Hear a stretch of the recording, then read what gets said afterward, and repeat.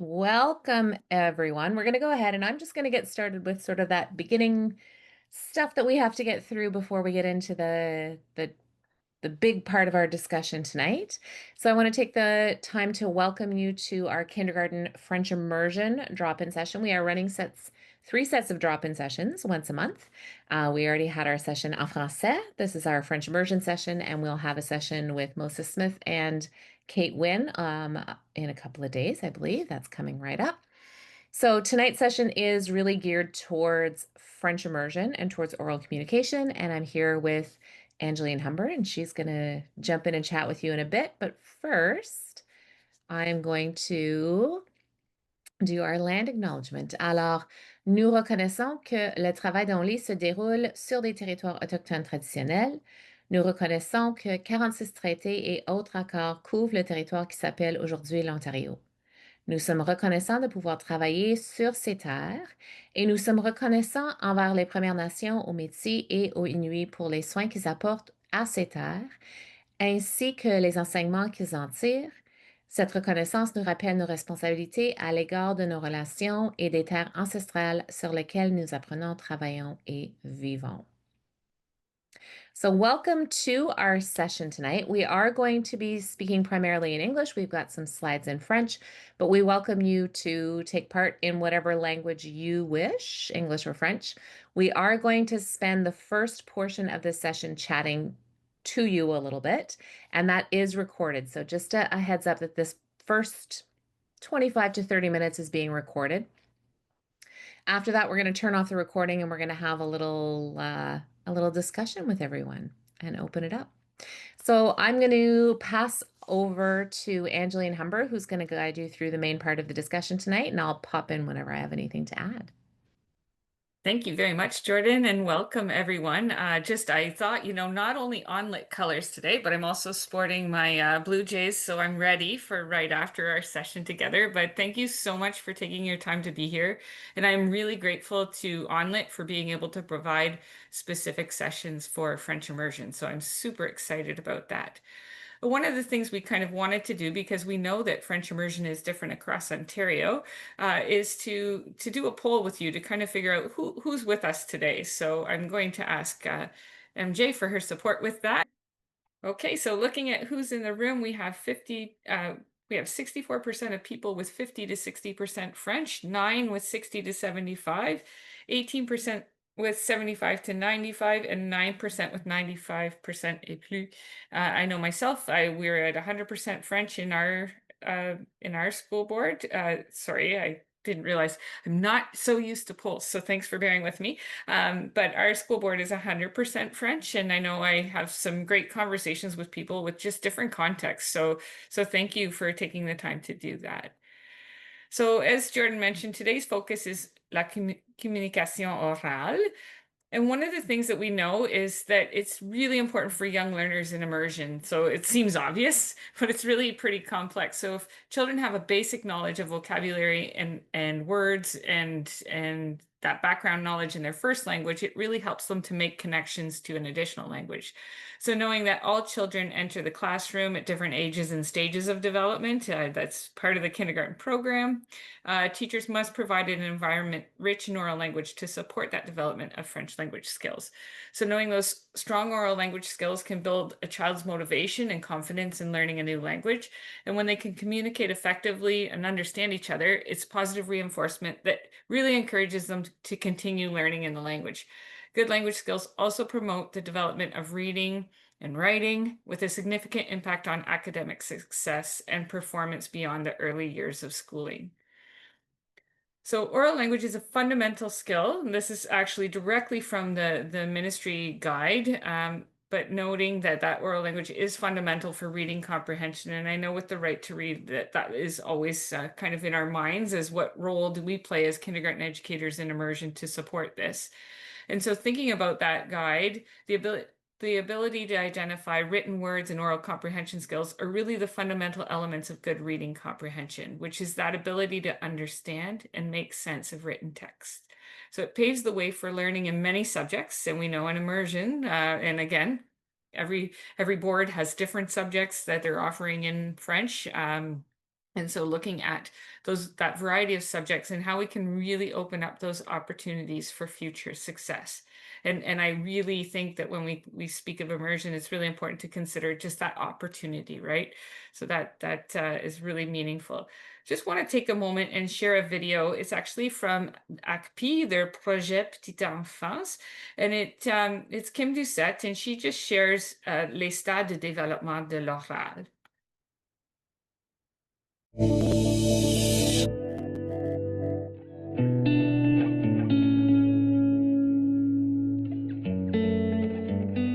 Quels sont les stades de l'acquisition de l'oral? Selon Krashen et Terrell, l'acquisition d'une langue seconde se caractérise par 5 stades d'acquisition différents. Et nos élèves au préscolaire vont être dans les 3 premiers stades. Plutôt les 2 premiers, mais un peu dans le 3e aussi. Alors, le premier stade, c'est la pré-production. Et ce stade se caractérise par une période silencieuse. Tout comme un bébé à la naissance ne parle pas, les parents vont lui parler. Les élèves en salle de classe vont être dans un stade de réception de la langue, un stade réceptif, un stade de input, où ils ont besoin de beaucoup écouter et entendre le vocabulaire pour pouvoir éventuellement arriver à parler. Alors, ce stade-là, on y réfère souvent comme le stade ou la période silencieuse, où les enfants vont souvent pas parler du tout ou répéter un tout petit peu de vocabulaire, un peu comme des perroquets, mais il n'y a rien du tout de spontané. Puis ce stade silencieux peut durer jusqu'à 6 mois, pour certains enfants un peu plus. Le deuxième stade, c'est la parole émergente, alors où les élèves vont commencer à parler un petit peu. Ça va être surtout des réponses de 1 ou 2 mots. Ça va être des structures de phrases mémorisées. Et cette période-là, elle a encore une période réceptive où les élèves sont encore en train d'acquérir beaucoup de vocabulaire.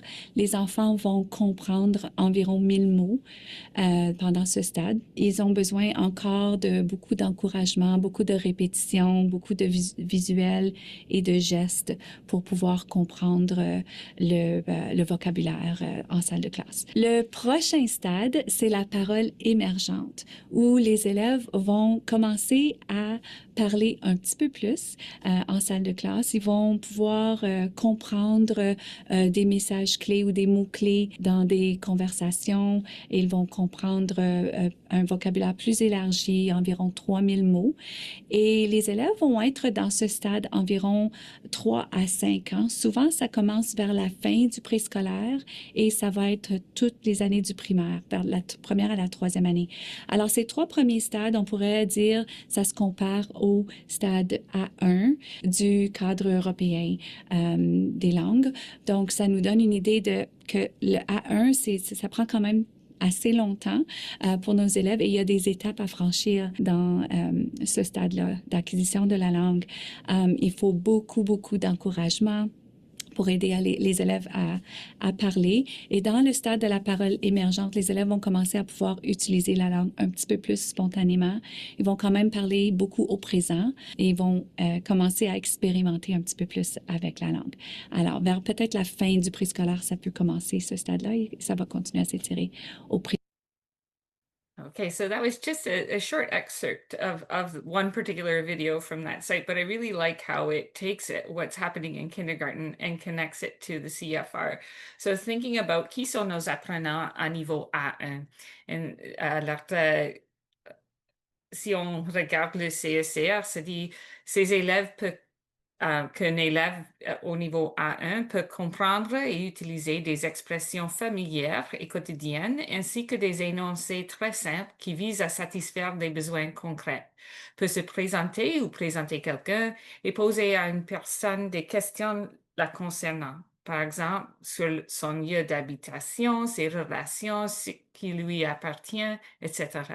Et peut répondre au même type de questions, peut communiquer de façon simple si l'interlocuteur parle lentement et distinctement et se montre coopératif. Alors, c'est nous comme interlocuteurs, c'est important de parler lentement et distinctement et fournir un modèle pour les élèves. J'aime aussi And I really like this. It was actually created as a self-assessment tool for children in early learning stages. So it was created by kindergarten educators for kindergarten educators. But I know that some of our core French educators have used it too. So it's really looking at that A1, so that pre-production, the discovery and pre-production into early production and then emergent production, but using those little graphics perhaps after you read a story or something and having students kind of assess, how did you feel as a learner? How much were you able to catch, so to speak, hence the butterflies. And so there are the je peux statements there connected to the CSCR, as well as strategies that educators can use to support. This document is found in French and English within the Building Competent and Engaged Readers Guide. En français, c'est développer des lecteurs compétents et engagés en immersion française. So thinking about that research, I know Le Boutillier, Michaud, and Bourgoin found that since students at the beginning of second language learning are in that pre-production stage when they're absorbing the language, the environment has to be rich. So students need to hear and see French as often as possible. I really love that in kindergarten in Ontario, we do have 2 adults in the room that can act as models and have those conversations. I know myself during virtual learning, and oftentimes I was teaching before we had 2 people in kindergarten, a team. I had a puppet that spoke French, and the puppet and I spoke French together just to have that conversation. So, and of course, the puppet only understood French, so that was always wonderful. But thinking about our immersion programs and knowing that researchers found that sometimes our sole focus is that fluency as at the expense of linguistic accuracy. So, how can we counterbalance that where attention is paid to explicitly teaching linguistic elements while conveying a message? So thinking about also how we need to emphasize the need to treat speaking as an object and not just a medium for second language classrooms. So creating lessons that target the teaching of oral communication and provide students with opportunities to really put that into practice. So teachers targeting those clear learning outcomes. And I think of that backwards design. So I know, we as a school board took some mentor texts and really looked at how can we target what it is we want students to know at the end of this. So that intended purpose. So what is the goal for oral communication in your lessons, and how can that oral comprehension and production be supported? So both providing a model and those opportunities to interact with instructional support. So to promote that extended production, it's important to provide real world context for use. And so thinking of that action-oriented approach, and it's funny because I know Jordan and I work together on a project, and helping sometimes educators of older grades understand that a lot of what we do in kindergarten is the action-oriented approach, where students are social actors and like using language for an authentic, immediate need. It happens quite often. So thinking that, of course, this all needs to happen where we create an environment where students feel safe taking risks. So thinking about how can we make sure that it's done in an explicit way? We want to make sure that we ensure equity and respond to diversity. So knowing that our students come from a variety of backgrounds and experiences, and so welcoming them and their context. So thinking about their own language skills that they're coming with, and how can we support those?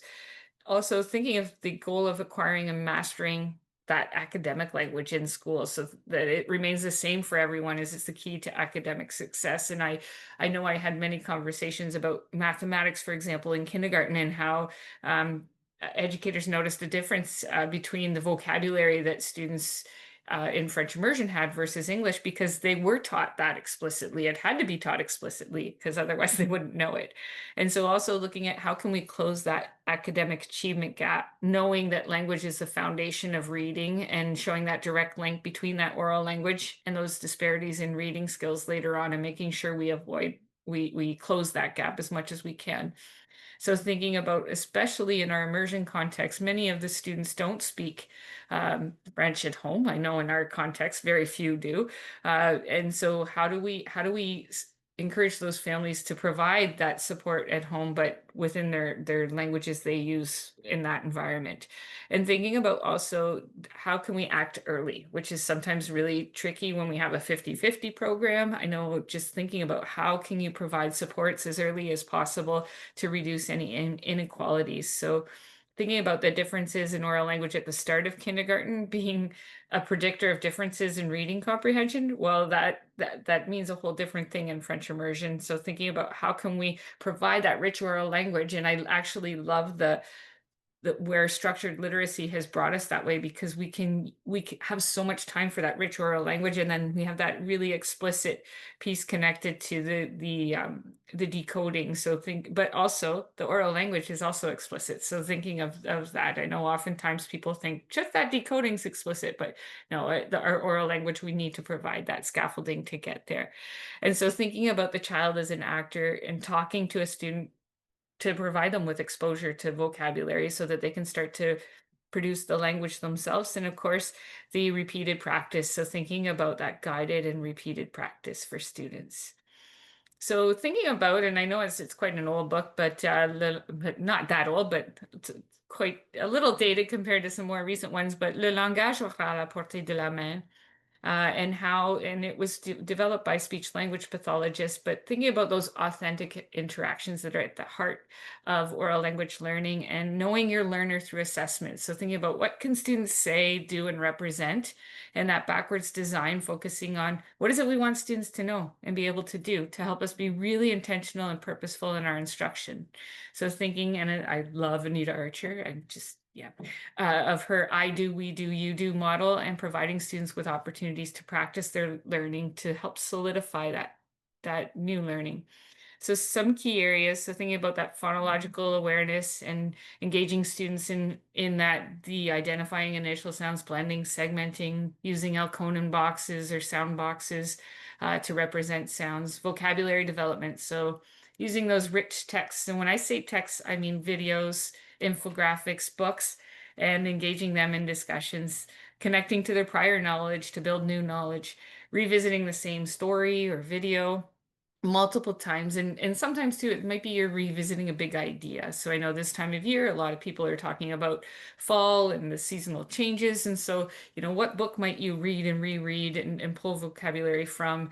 And what video might you watch to all connect to that idea, to pull in that same vocabulary over and over?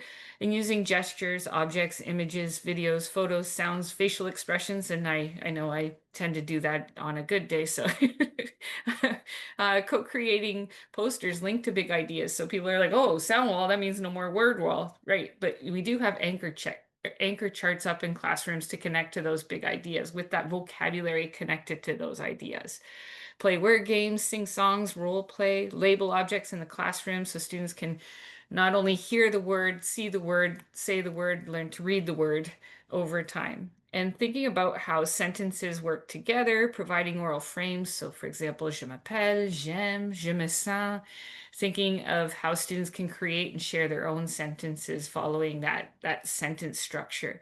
And reading books, of course, with varied sentence patterns. Thinking of text structure and thinking of how stories and information are organized. So looking at beginning, middle, end, ask students to talk about, do that retell with them, which also helps them when they need to understand what a retell is.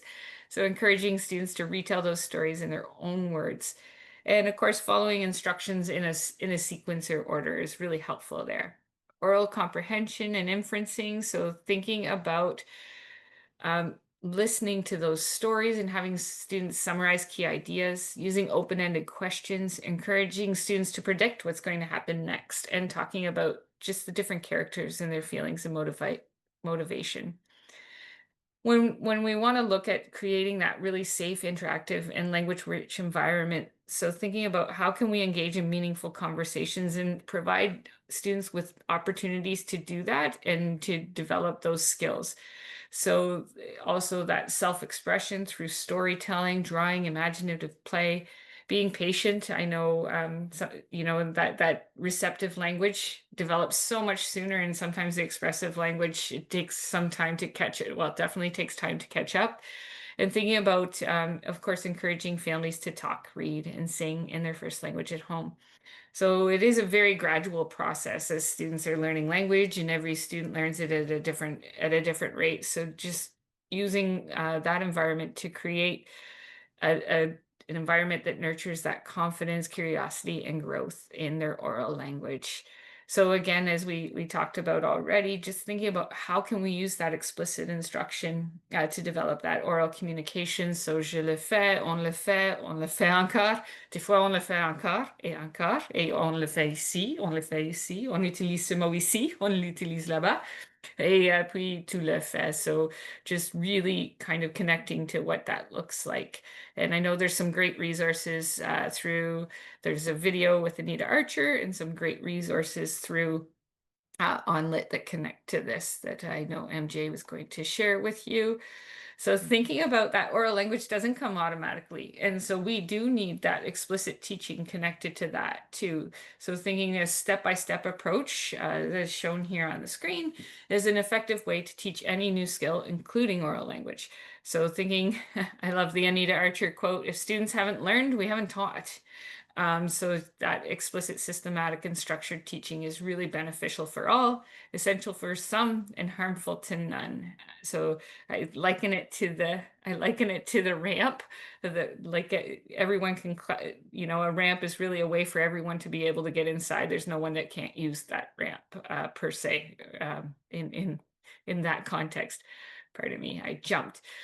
So thinking about Strive for Five and how can we really maximize that time speaking. So knowing that kindergarten preschool children spend only about 6% of their day practicing oral language in class. So how do we encourage students to develop their thinking and vocabulary? And I can remember being I was always one of those people when something came out at the board level, I was like, sign me up, sign me up. And we had a critical literacy there was a critical literacy session for anyone K-8. And so me as a kindergarten French immersion educator, I'm like, this will be interesting challenge. And how can I make this learning apply to what's happening there? And through part of that process, I can tell you, I was really amazed by what students in kindergarten could do, and particularly en français. So thinking of that Strive for Five strategies involving students in ensuring that they participate at least 5 times in a conversation of activities. So how do we do that?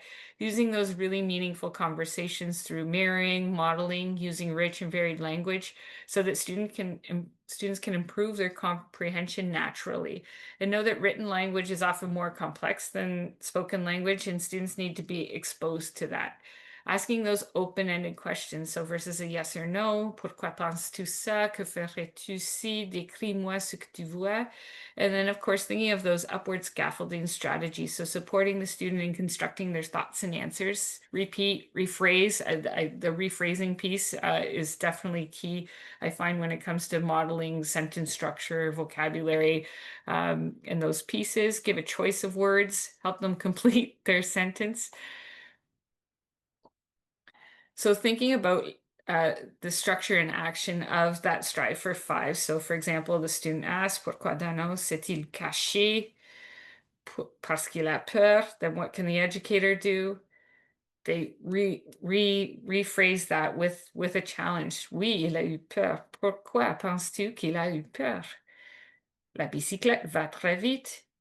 And the educator again, prolonging that with oui, c'est vrai que la bicyclette allait très vite. Joey aura pu ralentir en descendant la colline. So thinking about how we can build on that student, on that with the Strive for Five model.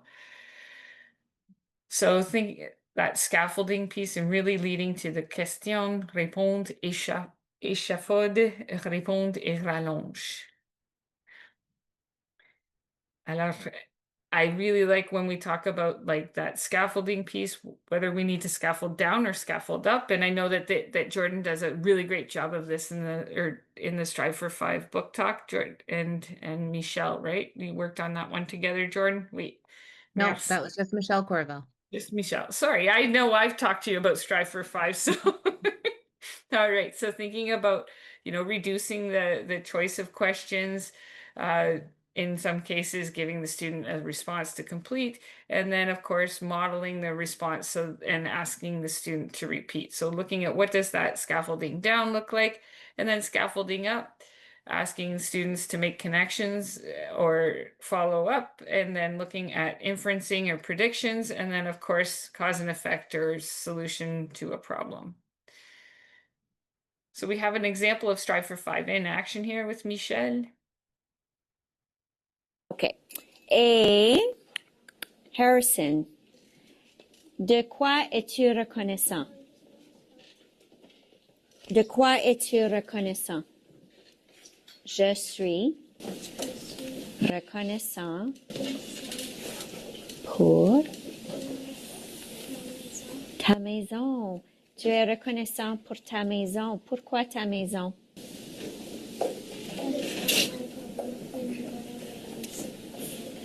Ah, alors tu es reconnaissant pour ta maison parce qu'il y a un toit. Un toit. Dis un toit. Un toit. J'ai un toit et quand il pleut, ça te garde sèche, au sèche. Oui? Très bien. It's a similar example, but we can see how we can use that structure to really build vocabulary and background knowledge.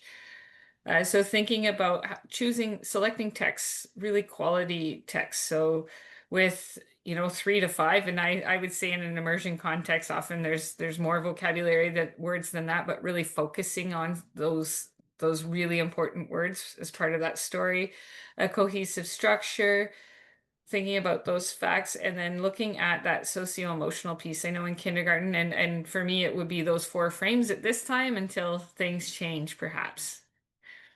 And of course, looking at that CRRP lens, making sure we're considering that component is essential to choosing those quality texts.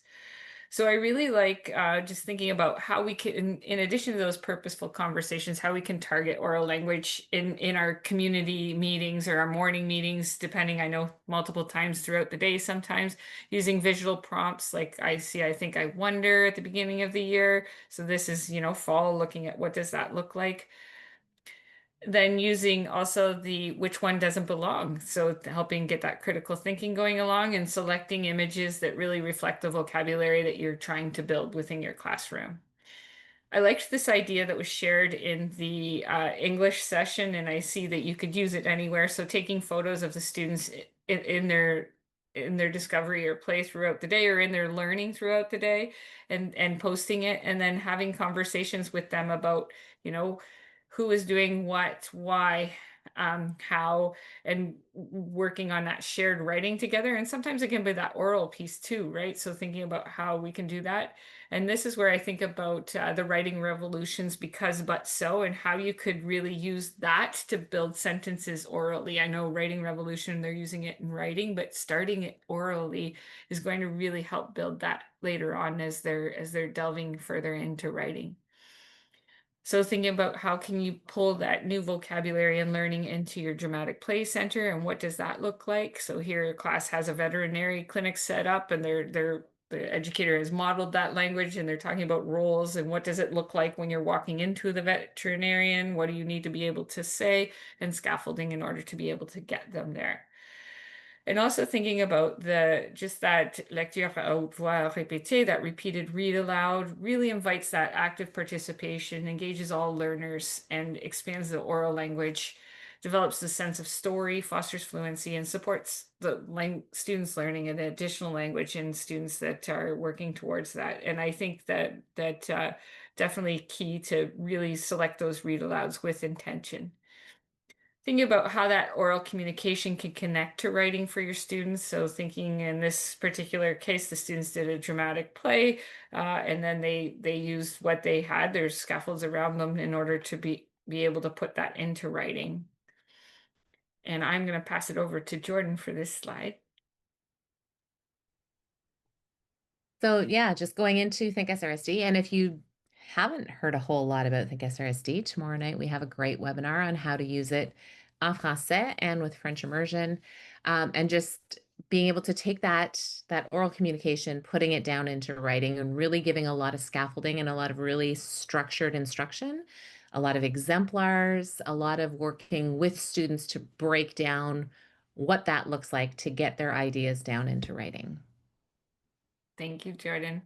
And then thinking about that assessment piece, so thinking about what can the students say, do, and represent, the CEFR, and how we can really use that as a tool to kind of guide us, and what are the students' strengths and where are their areas for growth in a very asset-based way. The chart on from next steps on pages 242 to 245 is really helpful. And I know that it's not directly created for French immersion, but there are so many pieces in there that are really helpful. And then, of course, speaking to your speech language pathologists, I know that I know in our case we do not have, well, we don't have French speech language pathologists, but that they have a wealth of support just that we can use that helps us in our classroom.